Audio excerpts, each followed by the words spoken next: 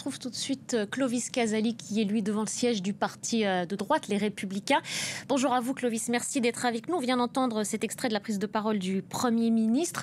Ce qu'il faut comprendre dans les mots de Sébastien Lecornu, c'est qu'il en appelle à la stabilité parce qu'il y a aussi urgence pour le pays. Absolument. Sébastien Lecornu qui a avoué qu'il n'y avait pas beaucoup de candidats pour ce poste de Premier ministre, qu'il assumait cette tâche par devoir. Il veut un gouvernement libre et non emprisonné par les partis. Il faut agir dans l'intérêt général des Français. Voilà ce qu'a dit Sébastien Lecornu, qui a appelé au bon sens de tous. Tous les débats sont possibles s'ils sont réalistes. Un message adressé aussi au Parti socialiste qui, vous le savez, réclame la suspension de la réforme des retraites. C'est une ligne rouge pour les socialistes pour éviter bien sûr une censure du gouvernement, car c'est bien de cela qu'il s'agit, la stabilité du gouvernement de Sébastien Lecornu. Et il sait très bien que cette tâche est particulièrement compliquée. Et puis vous êtes, je le disais, donc devant le siège de ce parti de droite, Les Républicains, pour le situer pour nos téléspectateurs, qui ont finalement fait savoir après consultation aujourd'hui, Clovis, qu'ils n'entreront pas au prochain gouvernement. Absolument, et Othman Nasrou est avec nous. Est-ce que vous pouvez nous donner la position du parti Les Républicains? Vous êtes en direct.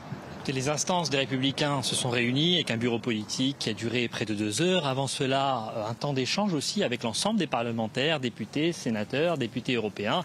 Les députés des Républicains s'étaient également réunis hier. La situation n'est pas simple. Nous sommes à la fois pris face au défi de la stabilité, l'envie bien sûr que le pays ait un budget, et nous serons toujours du côté de la responsabilité.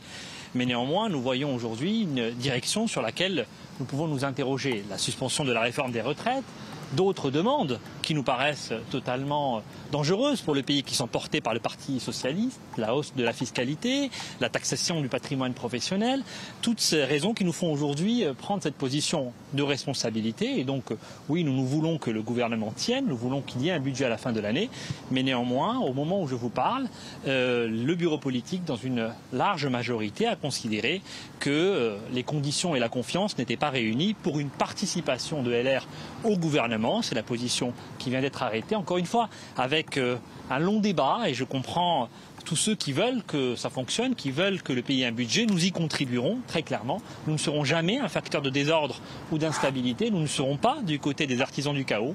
Mais néanmoins, nous ne pouvons pas porter en notre nom une politique qui viendrait céder à la gauche toutes ces idées délirantes qui peuvent conduire le pays dans une situation financière encore plus préoccupante que celle que l'on connaît aujourd'hui. Monsieur Nasrou, il y a plusieurs députés à droite qui disent qu'ils n'ont pas pu participer au vote et qui ne sont pas forcément derrière la position de Bruno Retailleau et qui l'accusent d'avoir choisi de manière verticale.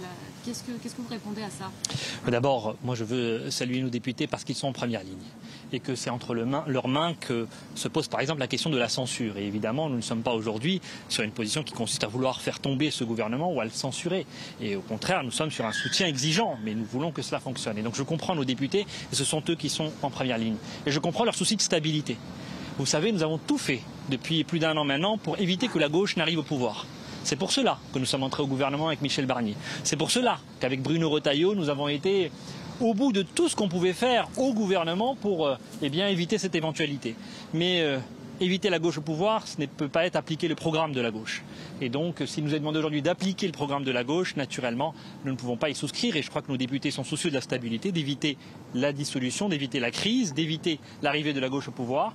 La question de la participation a été posée, elle a été tranchée par nos instances dans le respect, encore une fois, de la sensibilité de chacun. Vous l'aurez compris, la position du parti Les Républicains est très claire.